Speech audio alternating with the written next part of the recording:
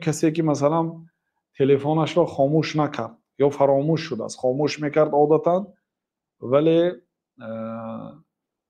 فراموش کرده به نماز آمده است. یکی آوازی صدای زنگ تلفن شد و این به نماز خودش و به نماز حاضرین خلل وارد میکنه. بنابراین کشتن آن، خاموش کردن آن تلفن و زنگش اجازت است. خیلی نه که در نماز به قول موسفیدها 100 بار یا 1000 بار کجدوم گزدم خاموش نماز تو میخونی. نه، هیچ گپی نداره. یک ضربه که کجدوم کشید مثلا، برای چی؟ او اگر وقتی که میگزد طاقتش را نمیکنید، شاید بیهوش میشوید، یعنی نمازتون باطل میشد، نمازتون برباد میرود.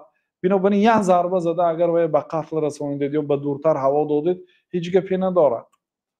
و این چون تلفن وقتی که صدا برآورد روی خاموش کردن اجازت است. اصلا باید به تلفن به نماز در آمدن این بهتر است.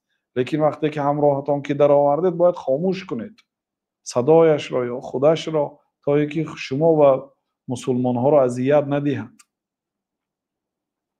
خب رفت و اگر زنگ آمد اون را خاموش کردن نماز را باطل نمیکند. برای چی؟ برای آنکه اگر نکوشد، خاموش نکند، همین برعکس ذهنی مردم را پراکنده میکند، مردم را اذیت میدهد، همه بعد نماز به سویش به نفرت نظر میکنند.